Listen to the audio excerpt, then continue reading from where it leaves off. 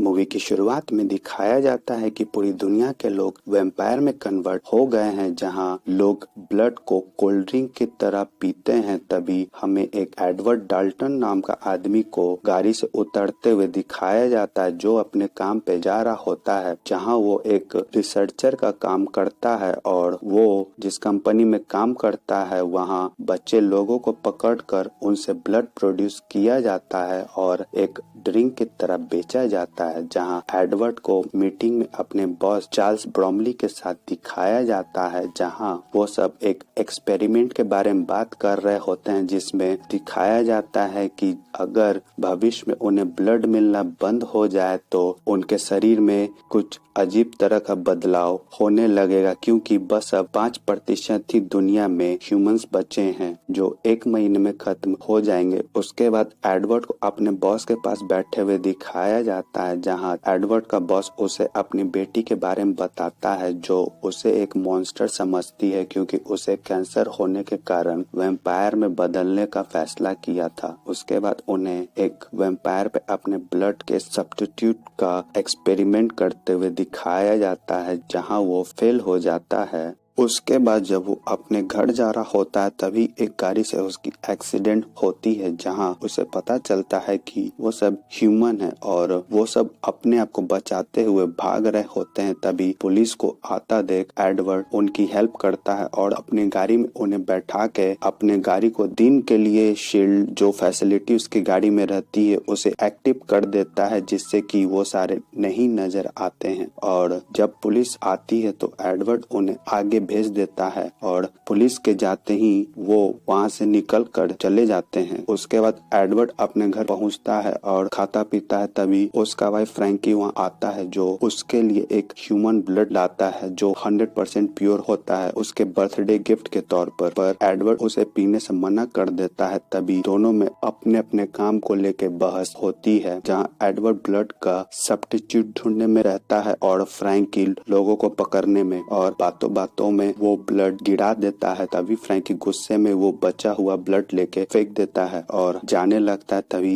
एक ब्लड का प्यासा वहाँ आता है और वहाँ वॉल पे लगे ब्लड को लीक करने लगता है। फिर वो जब उन पे अटैक करता है तो वो दोनों मिलकर उसे मार देते हैं। उसके बाद पुलिस वहाँ आती है और उनसे पूछताछ कर रही होती है। उसके बाद जब एडवर्ड सो रहा होता है दिन में, तो उसे बैकडोर खोलने का सिक्योरिटी अलर्ट मिलता है और जब वो जाके देखता है तो वही लड़की रहती है जिसे एडवर्ड ने पहले मदद की थी। वो लड़की एडवर्ड पे एरो ताने खड़ी रहती है और कहती है उसे उसकी हेल्प चाहिए, क्योंकि ब्लड का सब्स्टिट्यूट जो वो ढूंढ रहा है वो कोई सॉल्यूशन नहीं है। और उसे एक पेपर देके के चली जाती है जिसमें कोई लोकेशन रहता है मिलने के लिए। और जब उसके जाने के बाद फ्रैंकी एडवर्ड से पूछता है तो एडवर्ड कहता है कोई नहीं था। फिर एडवर्ड को अपनी गाड़ी से उसी जगह पे जाते हुए दिखाया जाता है जहां वो लड़की खड़ी रहती है, और तभी वो लड़की एडवर्ड को आगे की ओर भेज देती है, जहां एडवर्ड एक पेड़ के पास जाकर रुकता है अपनी गाड़ी से। तभी एडवर्ड उस आदमी से मिलता है जिसका नाम एल्विस रहता है। वो पहले कभी वैम्पायर हुआ करता था। तभी दिखाया जाता है उस लड़की पे फ्रैंकी गन ताने आता है और जहां वो उसे मार कर बेहोश कर देते हैं। तभी कुछ आर्मी की गाड़ियां उन पे गोली चलाते हुए आती है जो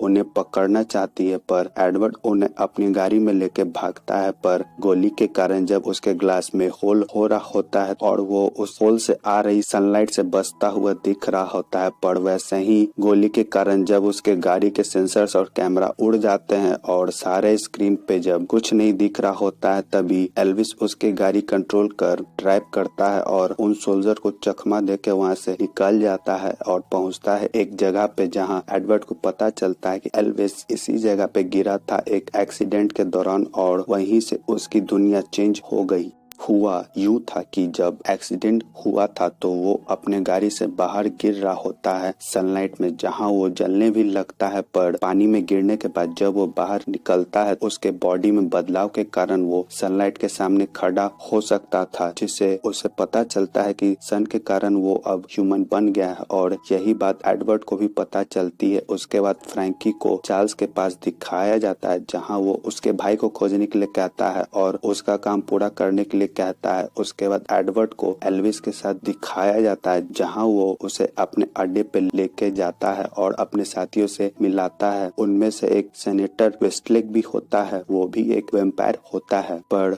वो उन लोगों की मदद कर रहा होता है ह्यूमन रेस को बचाने के लिए, क्योंकि वो एक्सटिंक्ट होने के कगार पर है। तभी सीन शिफ्ट होकर दिखाया जाता है चार्ल्स खड़ा होकर देख रहा होता है और वहां से उसके एक्सपेरिमेंट फेल हो जा रहे होते हैं। तभी एक मेट्रो स्टेशन पे ब्लड शॉर्टेज के कारण ब्लड के प्यासे लोग रहते हैं और एक आदमी अपनी कॉफी में मात्र 5% ब्लड डालने को लेकर वहां लड़ाई करता है और गलती से एक ब्लड पैच वहां गिर जाता है और जो वो ब्लड उनके मुंह पे लगता है, जिससे कि वो उस ब्लड को टेस्ट करते ही पागल हो जाते हैं और उस शॉप पे अटैक कर देते हैं। तभी वहां कुछ पुलिस वाले आके उन्हें इलेक्ट्रिक शॉक देके शांत करते हैं। उसके बाद एडवर्ड को एल्विस के साथ दिखाया जाता है जहां एल्विस अपने मोमेंट शेयर कर रहा होता है कि उसे उस एक्सीडेंट के समय कैसा फील हो रहा था। उसके बाद एडवर्ड को ऑड्रे से बात करते हुए दिखाया जाता है जहां एडवर्ड उसे पूछता है वाइन स्टोरेज टैंक के बारे में, जहां उसे एक आइडिया आता है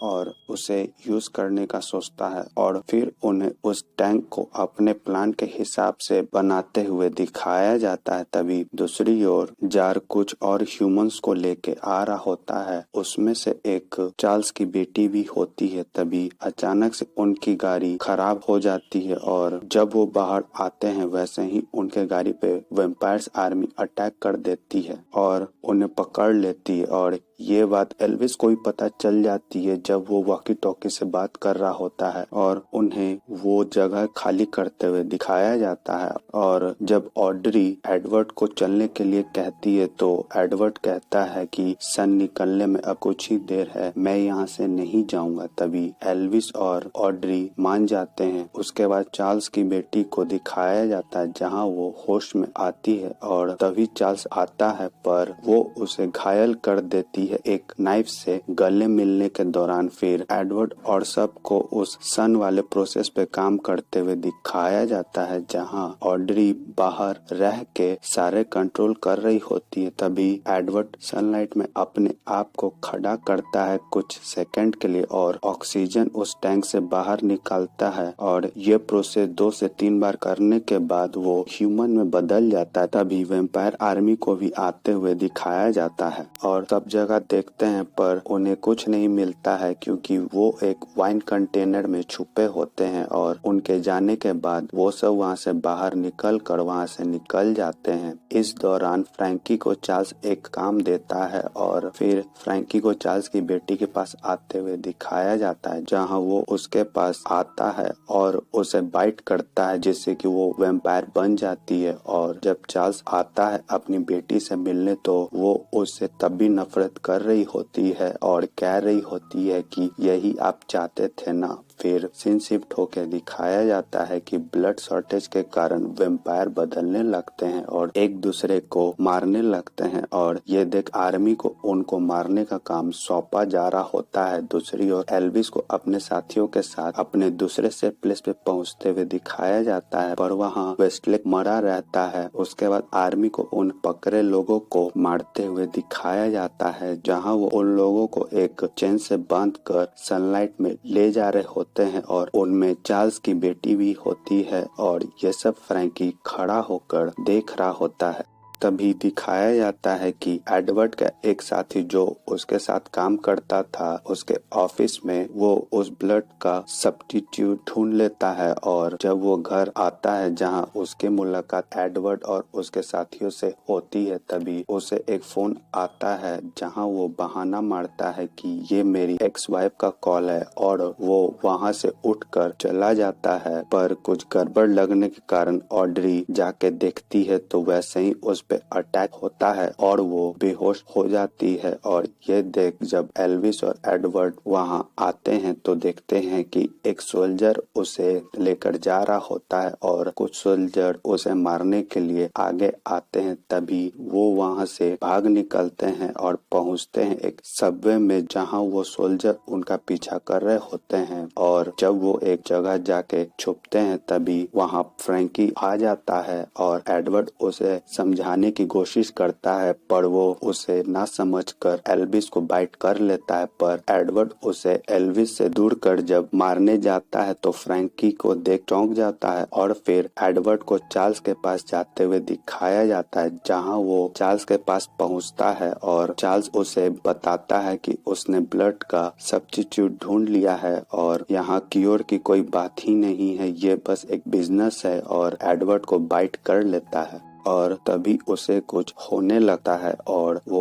अलार्म बजा देता है। तभी एडवर्ड उस गेट को लॉक कर देता है जहां चार्ल्स भी ह्यूमन बन जाता है और उसके बाद फ्रैंकी को भी नॉर्मल रूप में दिखाया जाता है। और जब सारे सोल्जर अंदर से बाहर आने जाने वाले रास्ते को घेर रहे होते हैं तो इतने देर में ही एडवर्ड चार्ल्स को एक लिफ्ट से उन सोल्जर के सामने भेज देता है, जहां वो सब ब्लड के भूखे होने के कारण उसे नोच कर पीने खाने लगते हैं। और दूसरी ओर एडवर्ड ऑड्री को लेके स्टेयर से नीचे की ओर जा रहा होता है और जब बाहर आता है तो देखता है कुछ सोल्जर वहीं खड़े हैं। तभी अचानक से फ्रैंकी वहां आता है और उन्हें समझाने की कोशिश करता है पर वो उसका ब्लड पीने लगते हैं और उतने में ही और भी लोग ह्यूमन बन जाते हैं और उन्हें उनके साथी पीने लगते हैं। इतने देर में ही एक गार्ड पीछे से ऑड्री को लेके चला जाता है। तभी एडवर्ड उसे बचाता है और वहाँ कैमरे में ये सब होते देख रहा होता है और जब वो ये सब खत्म होने पे बाहर निकलते हैं तो वैसे ही एडवर्ड का दोस्त वहाँ आ जाता है और कहता है मैं तुम्हें यहाँ से नहीं जाने दूंगा। तभी एल्विस उसे मार देता है वहाँ आकर और उसके बाद सुबह होता है और वो सब एल्विस की गाड़ी में वहाँ से निकल जाते हैं और इसी के साथ मूवी का द एंड हो जाता है।